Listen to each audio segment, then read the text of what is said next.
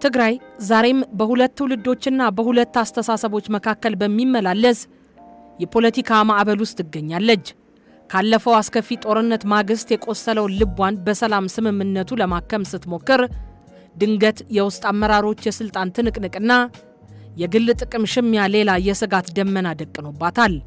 ህዝቡ ከጦርነት ድምፅ አርፎ የልማት ዜማ ለመስማት በናፈቀበት በዚህ ወሳኝ የታሪክ ምዕራፍ ወቅት ላይ አመራሮች በእኔ በልጥ ፉክክር መጠመዳቸው የህዝቡን ተስፋ ወደ ጥያቄ ምልክት እየቀየረው ይገኛል። የታሪክ መዛግብት እንደሚነግሩን ማንኛውም ፖለቲካዊ ልዩነት ወደ ሰላማዊ ውይይት ካልመጣ መጨረሻው የህዝብ እልቂትና የሀገር ውድመት ነው። አሁን በትግራይ ክልል በህዝባዊ ወያኔ ሓርነት ትግራይ ህወሓትና በጊዜያዊ አስተዳደሩ ከፍተኛ የስልጣን እርከን ላይ ባሉ አካላት መካከል እየታየ ያለው ፍጥጫ ይህንን የታሪክ መራራ እውነት ዳግም እንዳያስታውሰን ያሰጋል። ክልሉ ከሁለት ዓመታት የከፋ ጦርነት ወጥቶ ገና የሰላሙን አየር መተንፈስ በጀመረበት በሺዎች የሚቆጠሩ ተፈናቃዮች ወደ ቀያቸው ባልተመለሱበትና የኢኮኖሚ ውድመት ባላገገመበት በዚህ ወቅት በህወሓትና በጊዜያዊ አስተዳደሩ መካከል ያለው መከፋፈል ወደ መሬት ወርዶ የጸጥታ ስጋት መፍጠሩ እጅግ አሳሳቢ ነው። በተለይም በጊዜያዊ አስተዳደሩ በጸጥታ ኃይሉና በፓርቲው አመራሮች መካከል ያለው የቃላት ጦርነትና የመግለጫ ጋጋታ የክልሉን ነዋሪ ነገ ምን ይፈጠር ይሆን በሚል ስጋት ውስጥ ጥሎታል። ፖለቲካዊ ልዩነቶች በውይይት ከመፈታት ይልቅ የኃይል አማራጭን ወደ ማሰብ ካዘነበሉ ትርፉ ለህዝቡ ሌላ መከራ መጋበዝ ብቻ ነው። የአመራር መከፋፈል በታችኛው የጸጥታ መዋቅር ላይ ግራ መጋባትን ይፈጥራል። ይህ ደግሞ ለወንጀለኞችና ለጸረ ሰላም ኃይሎች ምቹ ሁኔታን በመፍጠር የህዝቡን የዕለት ተዕለት ደህንነት አደጋ ላይ ይጥላል።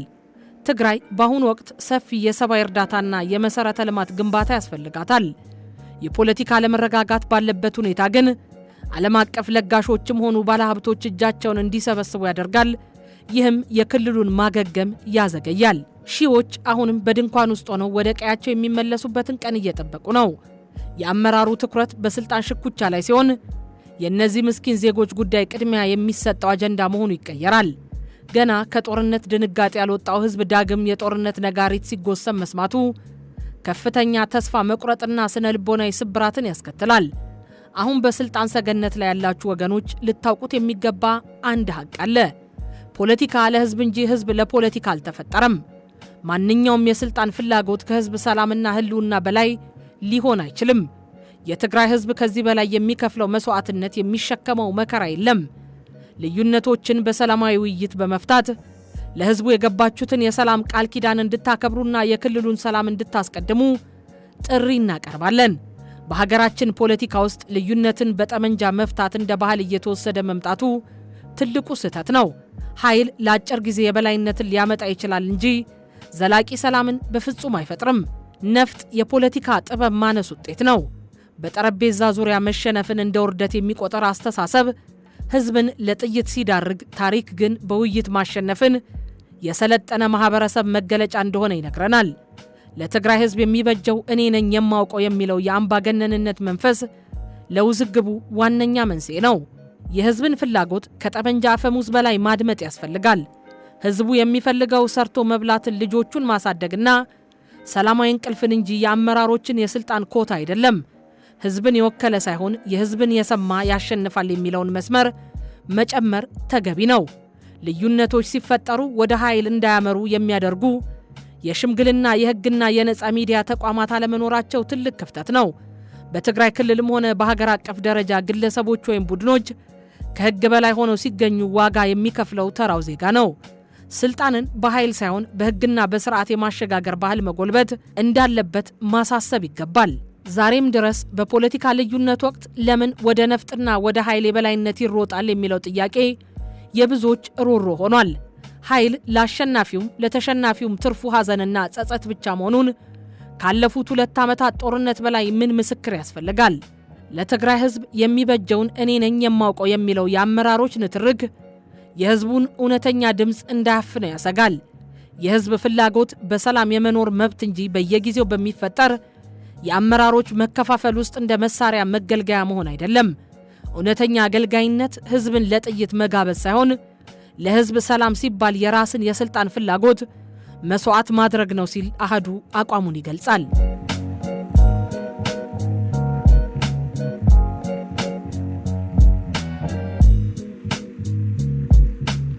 የህወሓት ወቅታዊ ውስጣዊ ቀውስ ከድርጅታዊ መነቃቃት ይልቅ ወደ መገፋፋትና ወደ መጠላለፍ አዙሪት ውስጥ እየገባ መምጣቱ ግልጽ እየሆነ መጥቷል። ይህ ቀውስ የስልጣን ሽሚያ ብቻ ሳይሆን የትግራይን ህዝብ መጻኢ ዕድልና የክልሉን ሰላም አደጋ ላይ የሚጥል ክስተት እየሆነ ነው። የችግሩ መሰረታዊ መንስኤዎችና መውጫ መንገዶቹን በጥሬው ስንመረምራቸው ቁልፍ ነጥቦችንም እናገኛለን።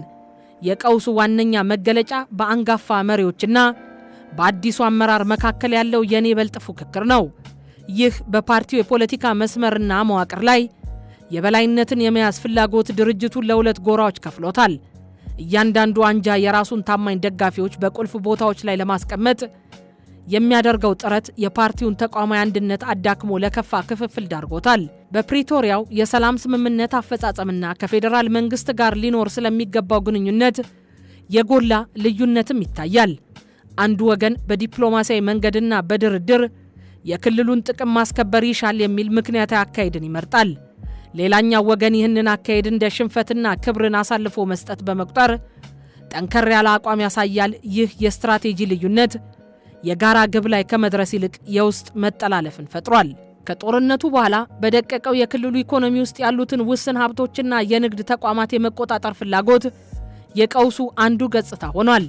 የፓርቲውን የፋይናንስ ምንጮች በበላይነት ለመምራት የሚደረገው ግብግብ የፖለቲካ ልዩነቱን ወደ ኢኮኖሚያዊ ጥቅም ግጭት አሸጋግሮታል። የፓርቲው የህጋዊ ሰውነት ጥያቄ በምርጫ ቦርድ በኩል ያሳደረው ጫና ህጋዊው እኔ ነኝ የሚል የይገባኛል ፉክክር ወልዷል። ከዚህ በተጨማሪ በጦርነቱ ወቅትና በኋላ ለተከሰቱት ጥፋቶችና ለመልካም አስተዳደር እጥረቱ ተጠያቂነትን ወደ ሌላ ወገን በመግፋት የህዝብን ድጋፍ ለማግኘት የሚደረገው ጥረት ለቀውሱ መባባስ ምክንያት ሆኗል። ይህንን የተወሳሰበ ችግር ለመፍታትና የክልሉን ሰላም ለማረጋገጥ አመራሮች የፓርቲያቸውንና የግል ጥቅማቸውን ወደ ጎን ትተው በከፋ ሰብአዊ ቀውስ ውስጥ ለሚገኘው ህዝብ ቅድሚያ መስጠት አለባቸው። ስልጣን ለህዝብ አገልግሎት እንጂ ለቡድን የበላይነት ማሳኪያ አለመሆኑን ማስታወስ ይገባል። ልዩነቶችን በጠመንጃ ወይም በዛቻ ሳይሆን በሰለጠነ የፖለቲካ ውይይትና በድርጅታዊ አሰራር መፍታት የአመራር ሽግግሩን በሰላማዊና በስርዓት እንዲካሄድ በማድረግ የአንጋፋዎቹን ልምድና የአዲሱን ትውልድ ኃይል ማቀናጀት ይገባል። ከፌዴራል መንግስት ጋር የሚደረጉ ንግግሮች የክልሉን ህዝብ ዘላቂ ጥቅም የሚያረጋግጡ መሆን አለባቸው። በስምምነቱ ላይ የጋራ አቋም መያዝ ለክልሉ መረጋጋት ወሳኝም ነው። ለደረሱት ጥፋቶች ኃላፊነት የመውሰድ ባህልን ማዳበር፣ የኢኮኖሚ ተቋማትና ሀብቶች ለግለሰቦች መጠናከሪያ ሳይሆኑ ለክልሉ መልሶ ግንባታ እንዲውሉ ግልጽ አሰራር መዘርጋት፣ የትግራይ ህዝብ ምሁራንና የሃይማኖት አባቶች በፓርቲ ውስጥ ባለው ቀውስ ላይ ግልጽ ድምፅ ሊኖራቸው እንደሚገባም ፓርቲውም የጥቂት ግለሰቦች መጫወቻ እንዳልሆነ ማሳየት ተገቢ ነው። የህወሓት አመራሮች ታሪክ የሚመዘግባቸው ዛሬ በሚወስኑት ውሳኔ ነው። የቀውሱ መባባስ ትርፉ የህዝብን ስቃይና የክልሉን መዳከም ብቻ ነው የሚወልደው። ስለዚህ ከኔ እበልጥ ስሜት ወጥቶ ወደ ህዝብ ይጠቀም አስተሳሰብ መመለስ አማራጭ የሌለው የመውጫ መንገድ ነው። የህወሓት ውስጣዊ ቀውስ ከርዕዮተ ዓለማዊ ልዩነት ባለፈ ከጎረቤት ሀገራትና ከዓለም አቀፍ ተዋንያን ጋር የሚኖረው ግንኙነት አንዱ ገፊ ምክንያት ሆኗል። የፓርቲው የተለያዩ አንጃዎች ከውጭ ኃይሎች ጋር በሚያደርጉት ግንኙነት የየራሳቸውን የፖለቲካ ተሰሚነት ለማሳደግና የድጋፍ መሰረት ለመገንባት የሚያደርጉት ጥረት የቀውሱን ዓለም አቀፋዊ ገጽታ ውስብስብ አድርጎታል። ይህ የቆዩ ርዕዮተ ዓለማዊ መስመሮች ከወቅታዊ የስልጣንና የጥቅም ሽኩቻ ጋር ተደባልቀው የፈጠሩት ውጤት ለክልሉ ሰላም ትልቅ እንቅፋት ሆኗል። ይህንን ታሪካዊና ትውልድ ተሻጋሪ ቀውስ ለመፍታት የአንድ ወገን ጥረት ብቻ በቂ አይደለም። ይልቁንም የሁሉንም ተዋንያን የተናበበና በኃላፊነት ስሜት የተሞላ ተግባርን ይጠይቃል። የክልሉ አመራሮች የፖለቲካ ልዩነቶችን ወደ ጎን በመተው ለህዝቡ ህልውና ቅድሚያ መስጠት አለባችሁ። ግልጽነትና ተጠያቂነት ያለው አሰራርን በማስፈን የውስጥ አንድነትን ማጠናከርና ለተፈናቃዮች ዘላቂ መፍትሄ ማፈላለግ ከታሪክ ተጠያቂነት የምትድኑበት ብቸኛው መንገድ ነው። የፌዴራል መንግስት የሰላም ስምምነቱን በታማኝነት መጠበቅ፣ የጸጥታ ስጋቶችን ማስወገድና የወደሙ መሰረተ ልማቶችን መልሶ የመገንባት ጥረትን ማፋጠን ግዴታ አለበት። ዓለም አቀፍ ማህበረሰብ በትግራይ ያለው ሰብአዊ ቀውስ አሁንም አሳሳቢ ነው።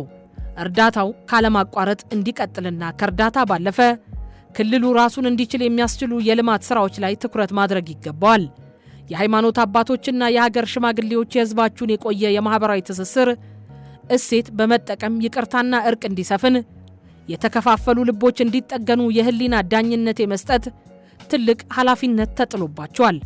ወጣቶችና ምሁራን ከስሜታዊነት በጸዳ መልኩ ለችግሮች መፍትሄ አመንጪ በመሆንና ክልሉን ወደ ተሻለ ዲሞክራሲና የእድገት ምዕራፍ ለማሸጋገር የእውቀትና የጉልበት አቅማችሁን ልታፈሱ ይገባል። የትግራይ ህዝብ የሚገባው ዘላቂ ሰላም፣ ፍትህና ልማት ነው። እነዚህን እሴቶች ለማምጣት ደግሞ እርስ በርስ ከመወቃቀስና ከመጠላለፍ ወጥቶ እጅ ለእጅ ተያይዞ ኃላፊነትን መወጣት ይገባል ሲል አሃዱ አጽንኦት ይሰጠ ይላል።